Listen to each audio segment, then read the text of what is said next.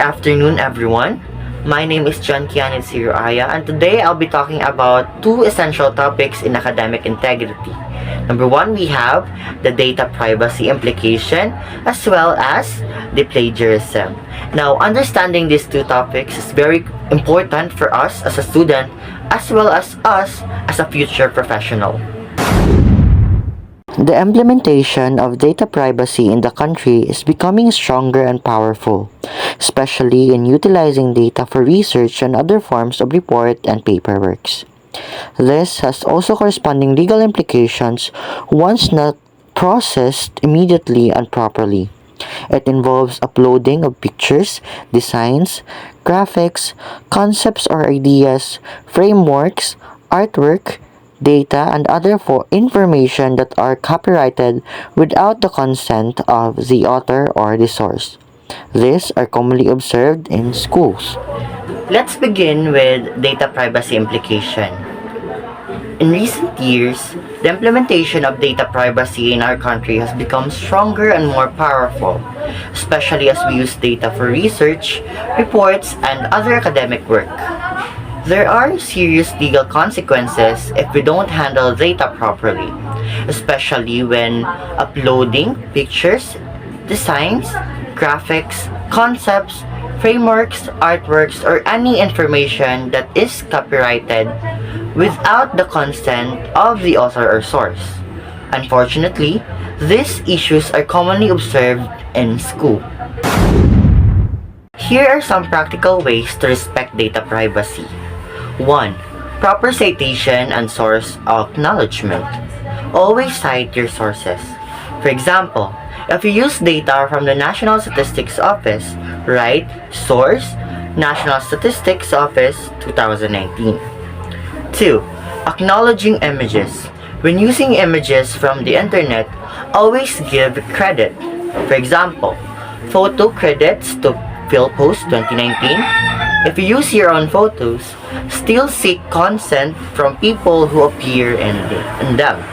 Seeking consent from copyrighted materials. If the data or information is copyrighted, ask for the author's consent and wait for the response before using it. Using public domain materials. If the data is in public domain, simply acknowledge or cite the author or source. Last, respecting the author's wishes. If the author does not want their work used, respect their wishes. Signs of disapproval might include difficulty downloading the file, warning messages, or a direct statement of disapproval in the file. Now that we understand how to properly handle data and respect the rights of content creators, let's move on to another critical aspect of academic integrity, the plagiarism. While data privacy focuses on respecting ownership and consent, plagiarism is about honesty and originality in presenting ideas and information. What is plagiarism? Plagiarism is unethical and can lead to serious trouble. Sometimes, students plagiarize accidentally because they are unclear about what counts as plagiarism. To help us avoid this, let's look at the different types of plagiarism and how they occur. I have here 10 types of plagiarism. We have clone plagiarism, remix plagiarism, control plus C plagiarism, hybrid plagiarism, find replace plagiarism, recycle plagiarism, mashup plagiarism, 404 error plagiarism, aggregator plagiarism, and also retweet plagiarism. Now, there are various types of plagiarism. One, we have clone plagiarism. This is the most direct form of plagiarism. It happens when someone copies another person's work word for word without any changes and claims it as their own. For example, copying a paragraph from a website and pasting it into your paper without quotation or quotation marks or citation. Next, we have remix plagiarism. Now, this involves gathering information from various sources, mixing them together, and presenting the combined content as your own original work. Of course, without proper citation or proper attribution. For example, we have taking sentences, sentences from different articles and combining them into a new paragraph without citing any sources. Next, we have the control plus C plagiarism. Now, this occurs when a significant portion of text is copied from a single source without any alteration and inserted into your own work. For example, copying an entire section from a book or website and including it in your assignment as if you wrote it. Next, we have hybrid plagiarism.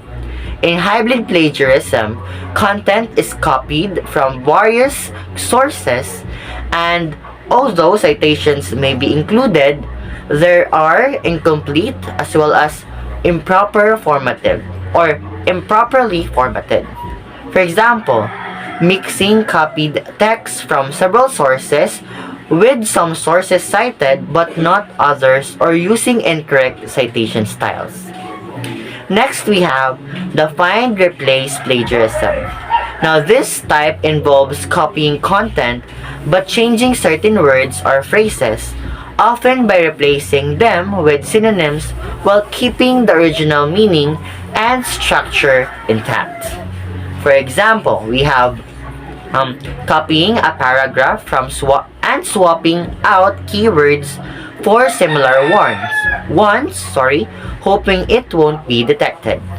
Next, we have recycle plagiarism. Now, this happens when someone reuses their own previous work and presents it as new without acknowledging that it was used before. For example, submitting a paper you wrote for another class as if it were new work. Next, we have mash-up plagiarism. Now, this happens when content is taken from multiple sources and mixed together, but without giving proper credit to any of them. For example, creating a report by copying and pasting from various websites with no citations. Next, we have the 404 error plagiarism. Now, this occurs when sources are cited, yes, but the references are either incorrect, broken, or do not exist, making it impossible to verify the information.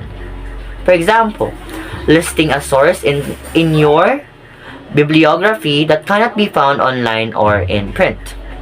Next, we have the aggregator plagiarism. Now here, sources are properly cited, but the work contains no original thought or analysis by the student. It's just a collection of other people's work. For example, writing a paper that is entirely made up of quotes and quotations with no original commentary or synthesis. Next, we have the retweet plagiarism. Now, in this type of plagiarism, the student cites the sources, but the work closely mimics the structure, wording, and phrases of the original work with little to no original input. For example, paraphrasing a source sentence by keeping the same structure and ideas, even though sources are cited. To maintain academic integrity, here are some practical tips to avoid plagiarism. 1. Read and understand the original document before you start explaining or writing about it. Do not copy any word or sentence directly from the original document. Give proper citations to all sources, whether they are books, journals, websites, or videos.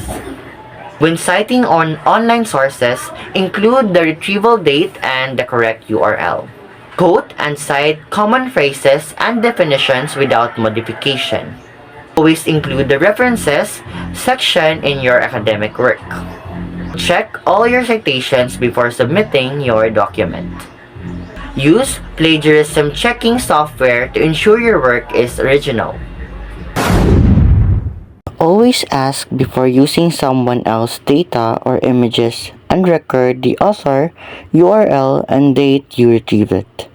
Watch out for common slips-ups, copying text word for word, remixing bits from various sources, or using your own past work without noting it, and avoid them by using your own words or putting exact phrases in quotes with a citation. A quick tool for formatting references and a simple plagiarism scan will keep your work honest and respectful of others. Remember, always ask for permission before using someone else's data or images and record the author, URL, and retrieval date. Be aware of the different types of plagiarism and avoid them by using your own words, coding exactly when needed, and always citing your sources. Using reference tools and plagiarism checkers can help keep your work honest and respectful.